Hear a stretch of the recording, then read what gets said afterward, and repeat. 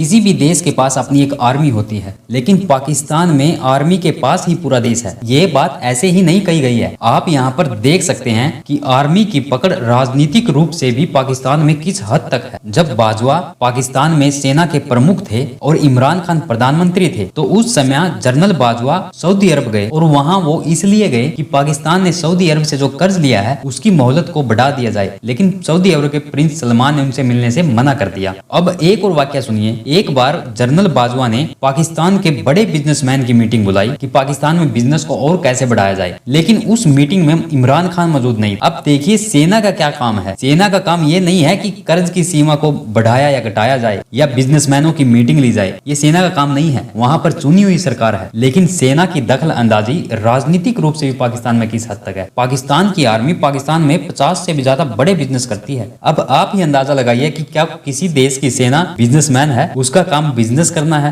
पाकिस्तान की सेना का बिजनेस करीब 1.5 लाख करोड़ रुपए का है और वहां पर आर्मी सबसे बड़ा बिजनेस हाउस है। इसी वजह से आर्मी पाकिस्तान की सियासत में पूरा दखल रखती है। आर्मी वहां पर पेट्रोल पंप से बेकरी तक के सभी कारोबार में शामिल है। आर्मी से जुड़े अलग अलग ट्रस्ट वहां पेट्रोल पंप से लेकर बड़े industrial park, bank, bakery, school, university, hosiery company, dairy farm, cement plant, सभी तरह के बिजनेस में वो शामिल है। और फिर इसका रिजल्ट भी क्या होता है, इसका रिजल्ट देखिए कि क्रेडिट स्विस एक एजेंसी है, उसके अनुसार अक्टूबर 2022 की रिपोर्ट के मुताबिक पाक आर्मी के 25 के करीब पूर्व अफसरों के स्विस बैंक में अकाउंट हैं। इसमें करीब 80,000 करोड़ रुपए की अघोषित संपत्ति जमा है। अब देखिए जिस देश में इतनी महंगाई है वहाँ के अफसर कितने अमीर, और इन अफसरों में ISI के चीफ रह चुके जनरल अख्तर अब्दुल रहमान खान के अकाउंट में 15,000 करोड़ रुपए जमा है। ये उस एजेंसी की रिपोर्ट है। और पाकिस्तान के इतिहास में अब तक मेजर रैंक के ऊपर के 72 फौजी अफसरों को करप्शन के आरोपों में सस्पेंड किया जा चुका है। इमरान सरकार के कार्यकाल में भी 6 अफसरों पर करप्शन के आरोपों की जांच चल रही है। जब इमरान खान पाकिस्तान के PM थे तो उन्होंने तंज कसते हुए एक रैली में कहा था कि इंडियन आर्मी में करप्शन नहीं है, और यहाँ पर आर्मी के पास बहुत सारी जमीन है। आर्मी के पास पाकिस्तान के 8 शहरों में डिफेंस हाउस अथॉरिटी की कमान है। इनमें इस्लामाबाद, रावलपिंडी, कराची, लाहौर, मुल्तान, गुजरावाला, बहावलपुर, पेशावर, क्वेटा शामिल है। कैंट एरिया के साथ प्रमुख शहरों के पॉस एरिया में भी आर्मी जमीन आवंटित करती है। आर्मी के पास करीब 2 लाख करोड़ रुपए से भी ज्यादा की जमीन है। और यहाँ पर उन्होंने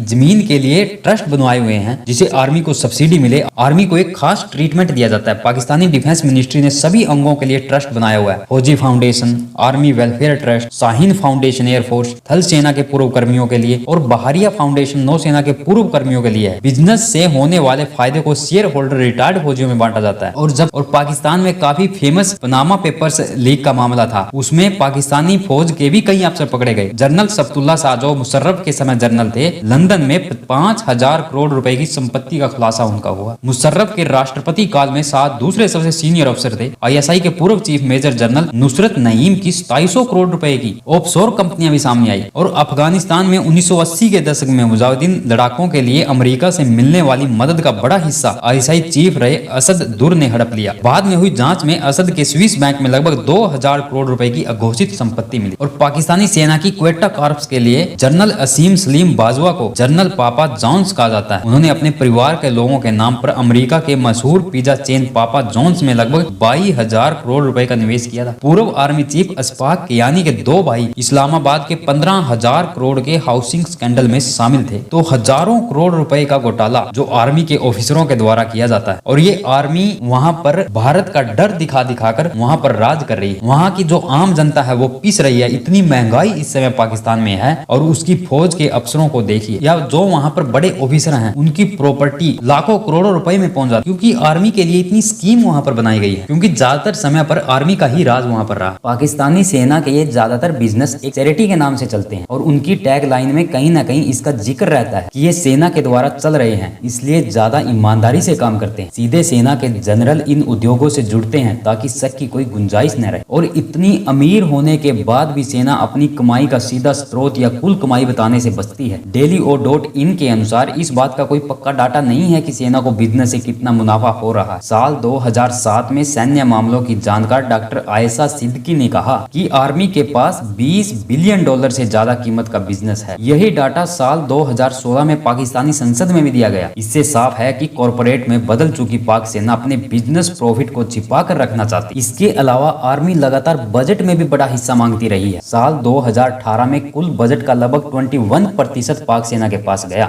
और इस प्रकार से सेना का बजट में एक बड़ा हिस्सा लेना भी देश में गरीबी की एक बड़ी वजह रही है। यहाँ तक कि साल 2019 में खुद वर्ल्ड बैंक को कहना पड़ा कि पाकिस्तान को अपना सैन्य बजट कुछ कम करना चाहिए। क्या आपको लगता है कि पाकिस्तानी सेना का ये रवैया उनके आम लोगों के लिए एक बड़ी मुसीबत पैदा कर रहा है? आपको ये इन्फॉर्मेशन कैसी लगी कमेंट करें और हमारे चैनल को भी सब्सक्राइब करें। धन्यवाद। जय हिंद दोस्तों।